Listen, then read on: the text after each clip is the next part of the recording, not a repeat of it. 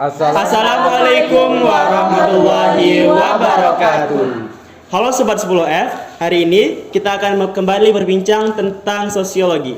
Nah, hari ini kami akan memberikan edukasi tentang sosiologi yang berjudul interaksi sosial. Nah, pada hari ini kita akan membahas tentang hakikatnya, syarat-syaratnya, serta pendekatannya. Nah, di depan saya telah mengundang 4 narasumber hebat kita. Di sebelah sini saya ada namanya Fadilah Zahra Ritonga. Di depannya ada Kanita Takia, dan di depan Takia ada Hafiza Indriani, dan di samping Hafiza Indriani ada Miko Febrian.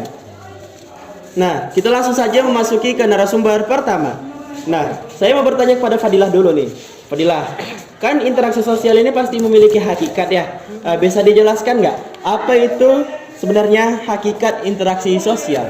Tentu saja, Jikri. Interaksi sosial itu adalah proses hubungan timbal balik antara individu dengan individu atau individu dengan kelompok. Ini sangat penting karena tanpa interaksi sosial masyarakat tidak akan terbentuk. Nah, pemirsa, interaksi sosial itu adalah sebuah hubungan timbal balik antara individu dengan individu ataupun individu dengan kelompok maupun kelompok dengan kelompok. Karena apa? Karena tanpa terjadinya interaksi sosial, masyarakat tidak akan terbentuk karena tidak ada saling sapa, saling bertegur ataupun saling berinteraksi antara suatu aktivitas ataupun yang lainnya. Selanjutnya, saya akan bertanya kepada Takia. Jawaban dari Fadilah tadi menarik nih, Tak. Itu kalau dari sudut pandang pelajar ya. Kalau kamu, gimana cara kamu melihat tentang pentingnya interaksi sosial? Menurut aku, Jitwi, interaksi sosial itu bukan cuma sekedar komunikasi, tapi juga tentang bagaimana cara kita untuk membentuk pemahaman satu sama lain. Misalnya di sekolah, interaksi yang baik bikin kita bisa belajar bareng, paham perasaan teman, dan bisa menyelesaikan konflik. Nah, berarti interaksi itu bisa tentang menyelesaikan masalah juga, ataupun tentang caranya bagaimana bekerja sama dalam suatu pekerjaan. Selanjutnya, saya akan bertanya kepada Jia nih. Nah, berarti interaksi itu juga bisa menjadi alat pemersatu ya, Jia? Nah, kalau kamu, saya lihat kamu aktif nih di masyarakat. Gimana bentuk interaksi sosial di lingkungan kamu? Banyak banget, Cik. Mulai dari kerja bakti, rapat RT, sampai gotong royong.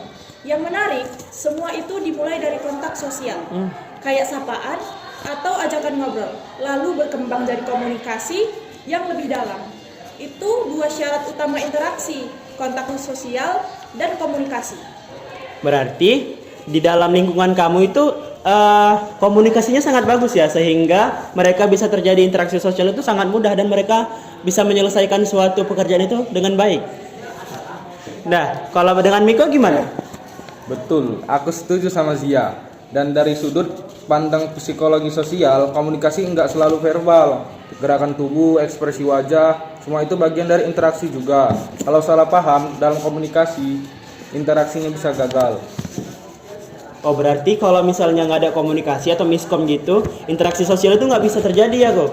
Oh, nah jadi pemirsa, interaksi sosial itu apabila ada suatu komunikasi antara satu dengan yang lainnya, dan apabila tidak ada, gimana kita bilangnya ya, apabila kita tidak ada kontak sosial, maka akan gagal terjadinya suatu interaksi sosial tadi. Misalnya si Takia bertegur sapa dengan si Fadilah, itu termasuk interaksi sosial ya. Dan kita masuki apa nih, tentang bisa jadi ya, luar biasa. Tapi kita perlu teori dalam memahami interaksi sosial ini. Semuanya pasti saling berkaitan. Sebelum kita tutup, saya ingin bertanya lagi kepada Fadilah. Apa sih tentang teori-teori interaksi sosial ini? Nah, ya jadinya ada 3 pendekatan utama nih. Yang pertama itu intraksionisme simbolik. Yaitu menekankan makna simbol dalam setiap tindakan. Misalnya senyum berarti ramah. Lalu dramaturgi. Kita seperti aktor yang tampil beda di tiap panggung-panggung kehidupan. Yang terakhir, pertukaran sosial. Setiap interaksi dilandasi untung rugi apa yang saya dapat, apa yang saya beri. Oh, berarti luar biasa dong. Teori kita ini sampai jadi kenyataan.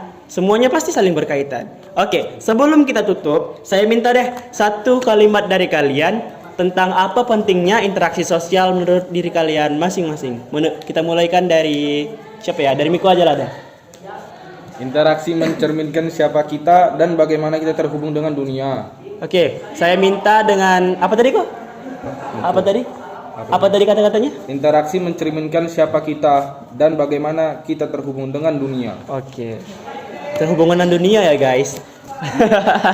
Selanjutnya kepada Takia, saya minta deh satu kata-katanya. Interaksi yang sehat menciptakan lingkungan belajar yang nyaman. Oh, berarti kalau nggak sehat nggak nyaman dong belajarnya. Selanjutnya ada sama Jia. Bagaimana Jia kata-kata dari kamu tentang interaksi sosial ini? Lewat interaksi, kita bisa membangun solidaritas sosial. Kalau misalnya nggak berinteraksi? Nggak ada solidaritasnya. Selanjutnya kata-kata penutup deh dari Fadila gimana? Ya, kalau kata-kata saya sih interaksi adalah fondasi dari semua struktur sosial. Oh, nah pemirsa, seperti itulah pembahasan kita tentang interaksi sosial pada hari ini. Terima kasih kami ucapkan kepada keempat narasumber hebat kita. Semoga pembahasan hari ini membuka wawasan kepada yang menonton maupun menjadi pemahaman mendalam bagi diri kami sendiri. Sampai jumpa di episode selanjutnya. Wassalamualaikum warahmatullahi wabarakatuh.